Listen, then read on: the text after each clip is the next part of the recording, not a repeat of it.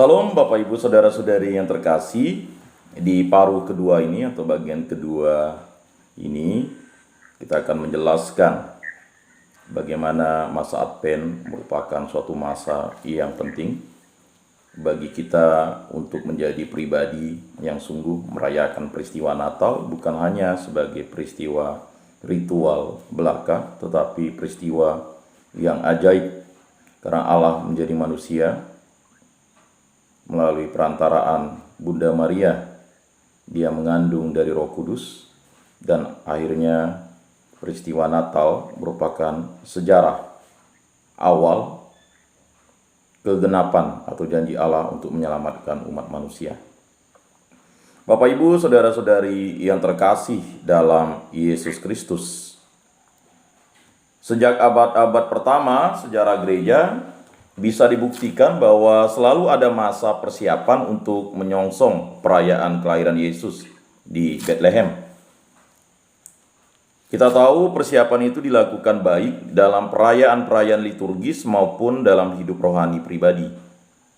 Maka pada masa Advent ini, dalam 4 minggu yang kita akan persiapkan dengan sungguh, pribadi kita harus benar-benar kudus, suci, dan benar-benar sungguh mencintai Allah dalam menyongsong atau merayakan peristiwa Natal yang sungguh membahagiakan dan penuh sukacita bagi kita. Persiapan yang dimaksudkan ini bertujuan sesuai dengan pemahaman dari kata Advent sendiri.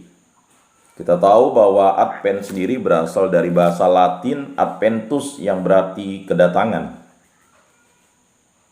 Tujuan itu berupa persiapan untuk menyongsong pesta Natal tanggal 25 Desember dan perwujudan masa penantian kedatangan Yesus Kristus. Yang kedua sebagai hakim akhir zaman. Kedua, artinya yang dimaksudkan di atas ini diketahui berdasarkan catatan-catatan historis dalam gereja abad 4. Dan kemudian dipertegaskan dan dipertahankan kembali dalam Konsili Vatikan kedua yang pada saat itu melakukan pembaharuan liturgi. Bapak Ibu Saudara-saudari yang terkasih, masa Advent sendiri terbagi atas 4 minggu dengan tema sentralnya ialah penantian, seperti yang sudah dijelaskan pada paruh pertama. Liturgi dari minggu pertama hingga tanggal 16 Desember hendak diarahkan lebih pada penantian eskatologis, yakni kedatangan Yesus Kristus sebagai hakim akhir zaman. Dan adapun bacaan-bacaan liturginya diarahkan pada tema ini. Maka jangan heran kita bisa mendengarkan tema-tema yang akan kita dengarkan sampai tanggal 16 Desember nantinya, tentang tema-tema Yesus Kristus sebagai hakim akhir zaman. Sedangkan nanti tanggal 17 Desember sampai 24 Desember, bacaannya serta liturginya, baik itu ibadah harian dan perayaan Ekaristi, lebih terarah pada persiapan penyambutan kelahiran Yesus di Bethlehem. Maksud dari dimensi eskatologis dari masa Advent ini menunjukkan bahwa keselamatan yang telah kita terima dari Allah akan dibawa kesempurnaan pada akhir zaman. Itu bisa kita baca di 1 Petrus bab 1 ayat 5. Yakni bahwa seluruh hidup manusia adalah wadah pelaksanaan janji-janji Allah yang akan terpenuhi pada hari Tuhan. Ini kita bisa baca dari surat Rasul Paulus yang pertama kepada jemaat di Korintus, bab 1 ayat 8 dan bab 5 ayat 5. Dimensi ini hendak mengingatkan kita akan tugas misioner gereja untuk mewujudkan keselamatan itu sepenuhnya sampai kedatangan Kristus sekali lagi sebagai hakim dan penyelamat. Janji Allah ini adalah kekal abadi dan akan digenapi karena janji Allah adalah setia. Bapak Ibu Saudara-saudari yang terkasih dalam Yesus Kristus, dalam gereja Katolik biasanya masa pertobatan ditandai dengan menggunakan warna ungu. Sebagai warna ungu itu artinya warna ungu berarti pertobatan. Dalam direktorium yang berbicara tentang kesalehan umat dan liturgi tahun 2002 menyatakan bahwa Advent adalah masa pertobatan yang sering dimunculkan oleh liturgi masa ini dengan mengutip para nabi.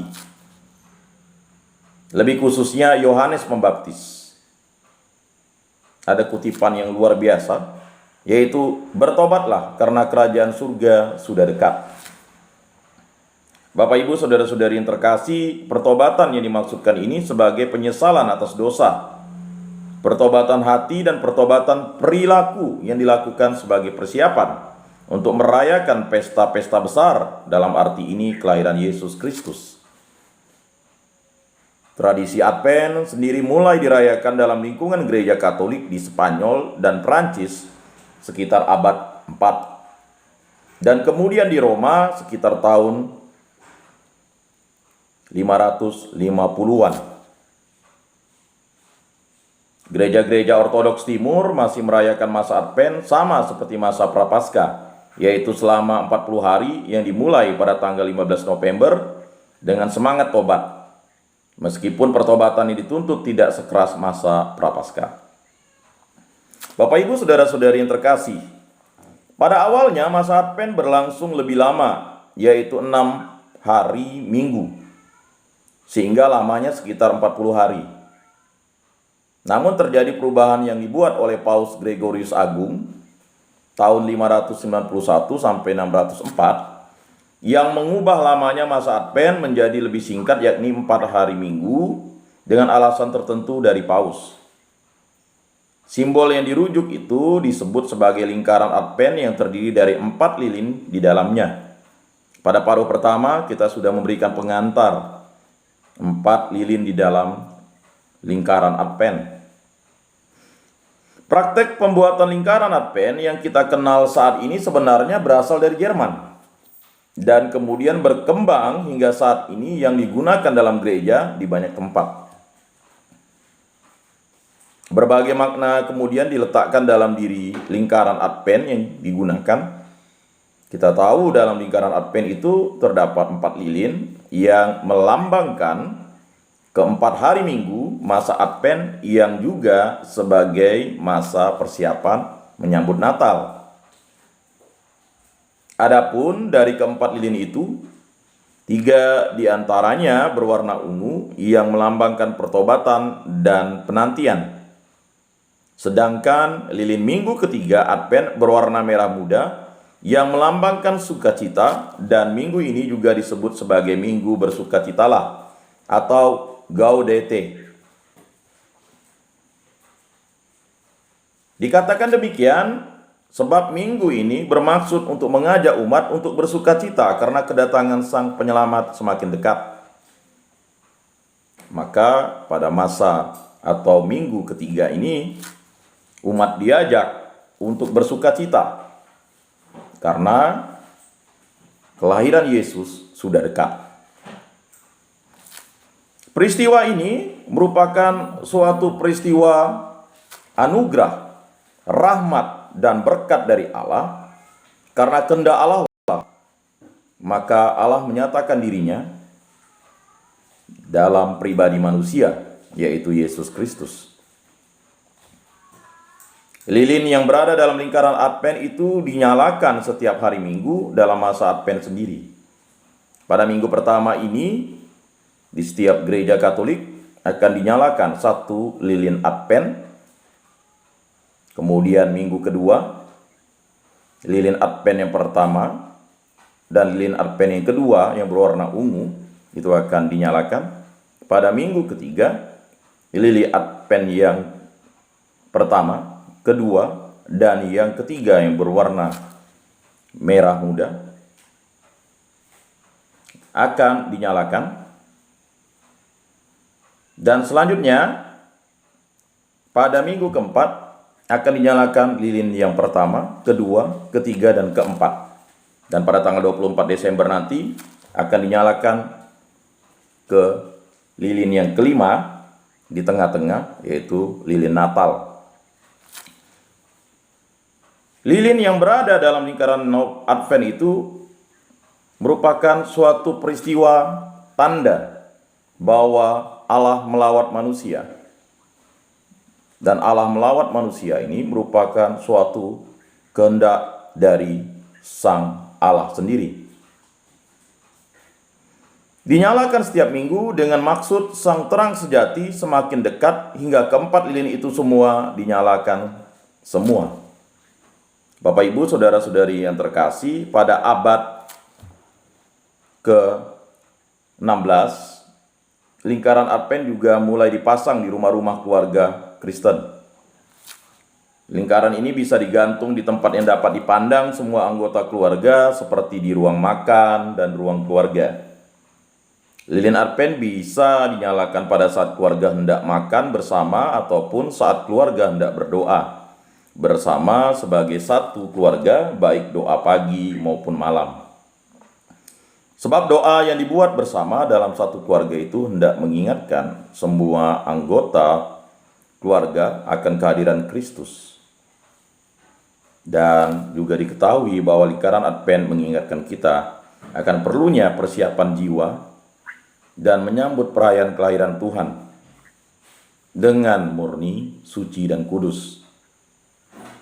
Bapak, Ibu, saudara-saudari yang terkasih dalam Yesus Kristus, pada masa Advent ini marilah kita menggerakkan hati, jiwa, dan raga kita. Jangan lalai, kita harus melakukan pertobatan yang sungguh, karena peristiwa Natal merupakan suatu peristiwa yang luar biasa. Kita tahu bahwa peristiwa yang gembira ini menyatakan sukacita bahwa Allah berkenan hadir menjadi pribadi manusia dalam Yesus Kristus. Dia dikandung oleh Roh Kudus dan dilahirkan oleh perawan Maria. Maka sebagai orang yang beriman kepada Kristus Yesus, tidak jemu-jemu kita harus melakukan pertobatan setiap waktu, setiap saat. Karena untuk layak masuk dalam setiap perayaan-perayaan yang diselenggarakan gereja, pertobatan merupakan kunci penerimaan Allah. Karena pendamaian itu terjadi karena jasa Yesus Kristus. Bapak, Ibu, saudara-saudari yang terkasih dalam Yesus Kristus, dalam mempersiapkan Natal mungkin banyak hal yang harus dipikirkan. Karena perayaan Natal bukan sekedar kita bersukacita atau bukan sekedar kita bergembira, tetapi benar sungguh kita merayakan peristiwa Advent sebagai suatu bukti mencintai Tuhan Allah dengan sepenuh hati, dengan sepenuh jiwa, dengan sepenuh akal budi, dengan sepenuh kekuatan, dan mencintai sesama seperti mencintai diri sendiri. Bapak, Ibu, saudara-saudari yang terkasih dalam Yesus Kristus, aksi sosial yang kita buat dalam masa Advent ini merupakan suatu kepekaan sebagai orang Kristiani, dan kita tahu sebagai orang Katolik, 5 tugas gereja itu dilaksanakan setiap waktu, setiap saat oleh kita sebagai gereja. 5 tugas gereja itu yaitu liturgia, menguduskan, kerigma, mewartakan, selanjutnya diakonia, pelayanan, koinonia, persekutuan, dan martiria, kesaksian iman. 5 tugas gereja ini yang berada dalam gereja yang satu, kudus, katolik, dan apostolik merupakan suatu pernyataan iman kita untuk mewujudkan masa Advent ini sebagai suatu masa yang membangun hidup rohani kita terus-menerus, membangun iman kita seperti biji sesawi, membangun harapan yang kuat, semakin beriman, memiliki harapan yang kuat, dan melakukan cinta kasih Yesus Kristus. Karena berkat cinta kasih Yesus Kristus sebagai putra Allah yang dilahirkan oleh perawan Maria, kita tahu bahwa Yesus Kristus menjadi manusia untuk menyelamatkan umat manusia dan menyelamatkan alam semesta ini. Bapak, Ibu, saudara-saudari yang terkasih dalam Yesus Kristus, minggu pertama pada masa Advent ini, marilah kita membuka diri kita di masa pandemi atau COVID-19 yang sudah melanda kita pada masa ini, kurang lebih hampir 2 tahun. Kita telah melewati masa ini. Banyak saudara-saudari kita yang sudah menghadap Allah Bapa di surga. Tetapi bagi kita yang berada di dunia ini, yang hidup berziarah di muka bumi ini sebagai umat beriman, kita mesti melakukan kepedulian sosial.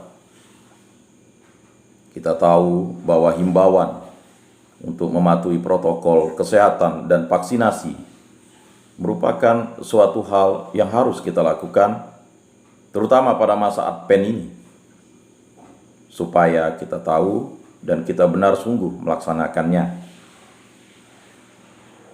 Dan kekhawatiran kita untuk menghadapi gelombang pandemi yang ketiga bisa kita tanggulangi dengan kedisiplinan kita. Itulah masa Advent ini, masa pertobatan. Mari kita selalu menggunakan masker, kita selalu mencuci tangan menggunakan sabun, kita menjaga jarak, menghindari kerumunan, dan mengurangi aktivitas atau mobilitas yang tidak penting. Dan marilah kita memvaksin atau divaksinasi untuk mendapat kekebalan komunal. Kita menjaga diri kita, menjaga keluarga kita, menjaga lingkungan kita, dan kita berpartisipasi dalam mengatasi pandemi ini. Dan ini merupakan suatu hal yang wajib kita lakukan sebagai umat manusia dan teristimewa umat Kristiani, umat Katolik dimanapun kita berada. Dan yang paling utama pada masa penantian ini, marilah kita berdoa. Doa kita adalah suatu komunikasi dengan Allah. Di masa Advent ini, marilah kita bersuka cita. Marilah kita membimbing atau dibimbing diri kita oleh tuntunan Roh Kudus untuk selalu berdoa, untuk selalu berkomunikasi, berdiskusi, untuk selalu bersukacita dan berbahagia dalam rangka untuk mewujudkan kehendak Allah yang nyata. Dan pada masa Advent ini, mari kita membangun hidup rohani kita, menata hidup rohani kita terus-menerus, dan kita menumbuhkan iman, menumbuhkan harapan, dan selalu membangun hidup rohani kita dengan cinta kasih. Sudah sepantas dan selayaknya kita berbuat kebaikan. Pohon yang baik menghasilkan buah yang baik. Bapak, Ibu, saudara-saudari yang terkasih, demikianlah penjelasan atau pemaparan tentang masa Advent yang akan kita hadapi, dan selamat memasuki masa Advent. Semoga pada masa Advent ini kita terus melakukan kehendak Allah, mematuhi protokol kesehatan dari pemerintah, dan melaksanakan pertobatan baik secara pribadi, keluarga, dan bersama-sama mewujudkan cinta kasih Allah, mewujudkan damai dan sejahtera, dan kita merayakan Natal dengan penuh sukacita dan kegembiraan, karena sudah sepantas dan selayaknya kita menjadi pribadi yang bertekun dan beriman kepada Yesus Kristus. Mari kita tutup lentera Minggu Katolik kita pada hari ini dengan berdoa. Dalam nama Bapa dan Putra dan Roh Kudus. Amin. Ya Allah Bapa yang bertata dalam surga, kami mengucap syukur dan berterima kasih atas karya agung-Mu. Maka kami dapat memasuki masa Advent ini sebagai suatu karya dan kehendak-Mu yang nyata dalam pribadi manusia dan pribadi umat-Mu. Berkatilah kami agar kami dalam masa penantian ini benar sungguh melakukan pertobatan untuk memulihkan hubungan kami dengan Dikau karena perantaraan Tuhan kami Yesus Kristus. Semua orang ini kami serahkan perantaraan Tuhan kami Yesus Kristus hidup dan beraja dengan sepanjang segala masa. Amin. Dalam nama Bapa dan Putra dan Roh Kudus. Amin. Salam kasih, damai dan sejahtera. Tuhan memberkati, menyertai dan melindungi. Salam.